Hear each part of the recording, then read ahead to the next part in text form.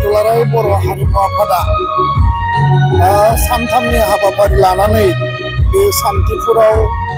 बोसोरारि जथुम्मा बिथांमोना खुंदों आरो दिनै जोबथा हाबाफारि हारिमु बिथिंजों बर' हारिया गोथां हारि हिसाबै थांना थानो थाखाय जोङो साहस आरो थुलुंगानाय मोनदों आरो कालचारेल आइडेन्टिटि लिंगुइस्टिक आइडेन्टिटि बर' राव आरो बर' हारिमु बेयो मोनसे जोंनि गोथां जारिमिननि मोनसे बाहागो आरो दिनैनि बे थासारियाव जोंनि आबै आबौ आजै आजौआ जिफोरो ट्रेडिशनेल आरो जिफोर जोंनि फक सं फक डान्स फक टेल्स फोथांनानै लाखिबाय आरो बेखौनो जोङो हारिनि सम्पद आरो मोनसे रिसर्स हिसाबै दिनैनि गोदान जोलैया बेखौ लानानै हाबा मावनो थाखाय साहस आरो थुलुंगानाय मोनदों। दुलाराय बर' हारिमु आफादा जोनोम जायामोनब्ला आन्दलननि समाव हारिमुनि गेजेरजों जावरिखांनाय हारिमुखौ जोङो फोथांना लाखिनायजों लोगोसे जोंनि थाखानाय जिखिनि गुबै हारिमुनि बिथिंफोर दङ बेखौ रैखाथि होनायजों लोगोसे बुहुमाव बर' हारिखौ सिनायथि होनायनि खामानिखौ हारिमु आफादा एबसुनि सोमावसारनाय आन्दलननि टाइमाव खामानि मावदों आरो दिनै मावगासिनो दङ। दा बेखायनो बर'नि गासै बिथिंखौ मोसानाय दामनाय देनाय जोंनि जिफोरो माने दङ बेफोरखौ लानानै हारिमु आफादा दिनै थांनाय 30 बोसोर खामानि मावनायनि उनाव मोनसे रोखा महर गथा महर होनो हाबाय। बागुरुम्बाया दिनै मोनसे मेथाइजों मोनसे मोसानायजों आरो मोनसे आर्टजोंनो गथा महर मोनबाय। बिदिनो बारदै सिख्लानि बाथ्रा गुबुन गुबुन। दा बेखायनो आं सानो जे दिनै गोदान जि मोनसे ट्रेन्ड फैदों दिनै आर्टिफिशियेल इन्टेलिजेन्सनि जि जुग आरो दिनै 5G बेयाव गोबां मडार्निटि आरो मडार्न माखासे ट्रेन्डफोर फैदों। दा गोदानखौ जोङो बजबनांगोन खिन्थु गोजामखौ गारनानै मालाबाबो गोदाननि माने आबुं महरा मालाबाबो सम्भब नङा। बेखायनो जोंनि गोजाम जोंनि गुबै जिखिनि गासै हारिमुनि बिथिंफोर दङ कालचारनि जिखिनि बिथिंफोर दङ बेखौ जोङो रैखाथि होनांगोन आरो गोदान जोलैया गोजामखौ जारिमिनखौ मिथिनांगोन आरो जारिमिनखौ मिथिनानै गोदानखौ जोङो संदाननांगोन। दा बेखायनो गोदान आरो गोजामनि जि मोनसे ट्रेन्ड बे मेथाइयावनो जा मोसानायावनो जा दामनाय देनायावनो जा बेनि जि मोनसे कन्ट्राडिक्सन आरो कनफ्लिक्ट बेखौ फोसाबनो थाखाय हारिमु आफादा खामानि मावगासिनो मावलांगोन। खालि जोङो पपुलारिटिनि थाखाय बा पाब्लिसिटि मोननो थाखाय बा मडार्निटिनि नामाव जोङो खालि रंजानाय लानो थाखाय जोङो बेबायदि बिथिंखौ नोजोर बोनाङा। खारन अस्ताद कामिनी कुमार नार्जारी नीलेश्वर ब्रह्म जोंनि गेजेराव सुलेखा बसुमतारी बायदियाव गोबां बेबायदि साधना आरो पण्डितफोर दङ जायफोरा हारिमुखौ लानानै कालचारखौ लानानै गोबां माखासे अभिगथा दङ साधना खालामदों बेखौनो सिबिदों बेखौनो फुजिदों आरो बेनि थाखायसो हारिमुवा दिनै बे महराव मोनदों। दा बे गेदेमा बिथांमोनखौ आं जेब्लाबो श्रद्धा होयो मान होयो आरो इयुन लामाखौ जोङो हान्थिनायाव जेब्लाबो जोङो मोनसे गोथों आरो गुबै लामाजों दावगालांनांगोन होननानै आं सानो। गोजाम सानस्रि गोनां जोंना हारिमु बेफोरखौ फोजोबस्रांनायनि मोनसे षड़यन्त्र मालाबा गोदान मुगानि खामानि मावनो नागिरदों बेनिफ्राय रैखाथि मोननो थाखाय दानि इयुननि मानसिफ्रा माबायदि खामानि मावनानै मेसेज साफ्रोमबो आर्टिस्टआ बा साफा साफा आर्टिस्टआ बेयो मेथाइनि बेलायावनो होन मेथाइ लिरनायनि बेलायावनो होन खननायनि बेलायावनो होन बा मोसानायनि जिखिनि बिथिंफोर दङ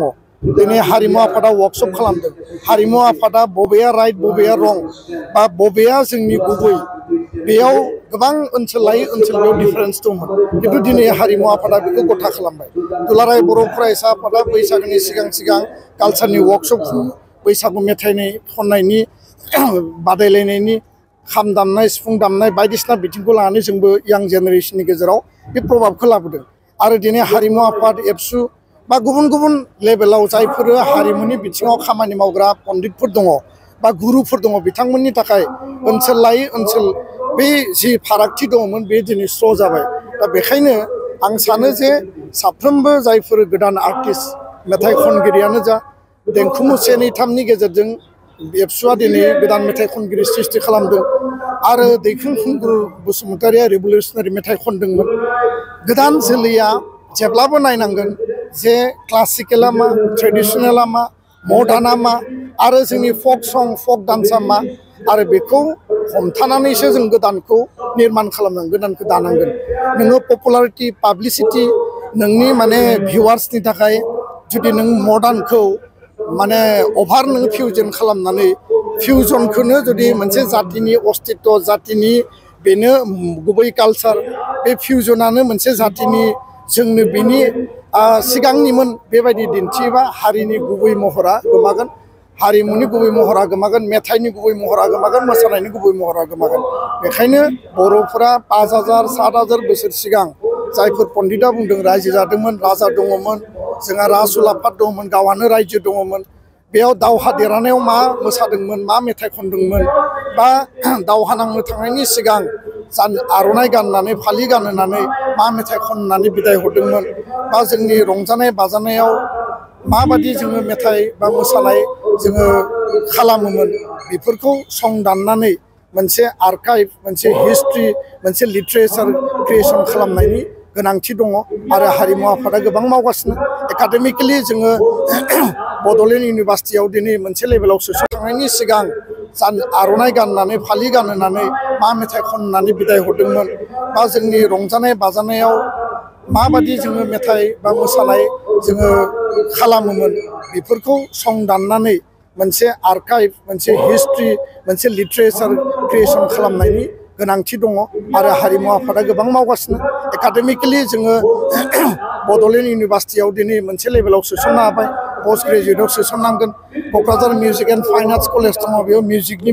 बागैबो बेयाव सरसा जायो एकाडेमिक लाइनाव बिनि डिग्रि होनाय जायो गुवाहाटी इउनिभार्सिटि डिब्रुगड़ इउनिभार्सिटि गासैबो लेभेलाव दूरदर्शन केन्द्रआवनो जा अल इन्डिया रेडिअ'आवनो जा जोङो नेसनेल इन्टारनेसनेल लेभेलाव बिनि पाब्लिसिटि आरो बिनि पपुलारिटी आरो एकाडेमिक आरो प्रसारनि बिथिंखौ जोङो लांनांगोन आरो बे बिथिङाव जोङो जुदि खौसे खामानि मावोबा थारैनो हारिमु आफादनि नेतृत्वआव साक्सेस जागोन होननानै आङो मिजिंथियो आथिखालाव जोङो नोजोर होयोब्ला जे मोनसे हारिमुखौ फोथांनानै लाखिनोबा कमार्शियेल बिथिंनि गोनांथि जायो दा बे खेत्रआव कमार्शियेल बिथिंनि खेत्रआव सारा मा परामर्श होनो सानो जेनेबा बेनि बिथिङाव मा बुंनो सानो मोनफ्रोमबो कालचाराव बेयो दिनै क्लासिकेलानो जा बा दिनै मडार्न सङानो जा ट्रेडिसनेल सङानो जा बा मोसानाय मुसुरनाय दामनाय देनायानो जा बेयाव कमार्शियेलाबो एखेलगे मोनसे बिथिङाव थायो आरो कमार्शियेल बा नोङो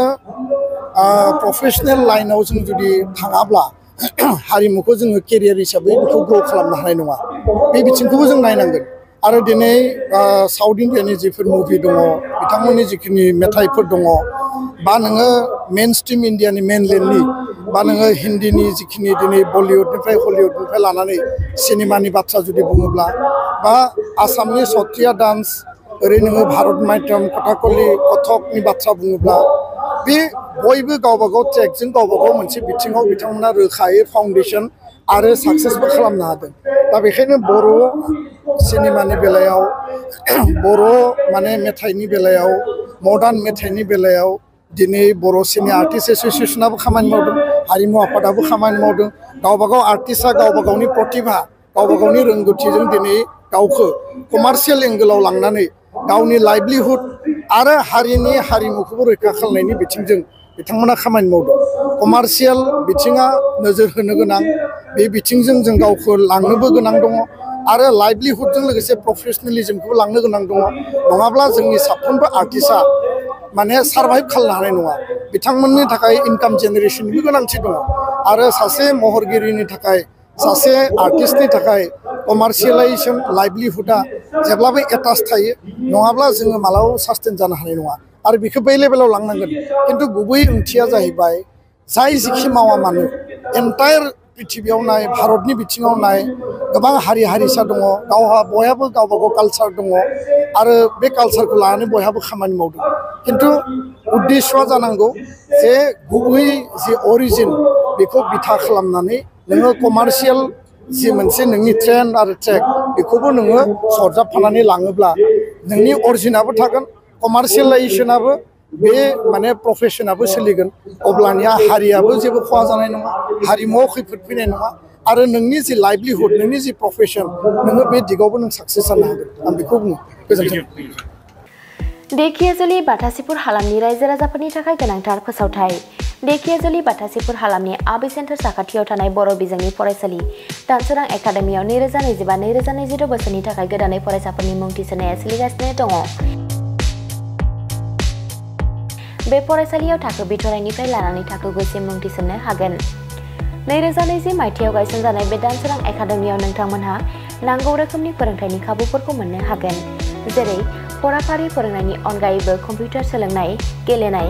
आलादा थाखो फोरोंनाय जेरै इंराजि आरो हिन्दी आयदानि सायावबो जर'खायै फोरोंथाय होनाय जायो बेनि अनगायैबो हौवासा आरो हिन्जावसाफोरनि थाखाय आलादा आलादा हस्टेल थानायनिबो खाबु दङ बेजों लोगोसेनो फरायनायाव उन जानानै थानाय एबा गोसोआव लाखिनो हायै फरायसाफोरखौ आलादायै फोरोंनायनिबो खाबु होनाय जादों मख'नो गोनांदि बिथराइ थाखोनि मुं थिसननायखौ बेसेन लायालासे थिसननाय जादों बेनिखायनो गोसो गुदुं दिथागिरि नोंथांमोनहा गाव गावनि गथ'फोरखौ दानसोरां एकाडेमियाव मुं थिसननो गोसो दङब्ला थिसननो हागोन दानसोरां एकाडेमियाव मुं थिसननो थाखाय नोंथांमोनहा 970-745-7550 एबा 88764-80218 जानबुं अनजिमायाव फोनांजाब खालामनानै सुलाद लानो हागोन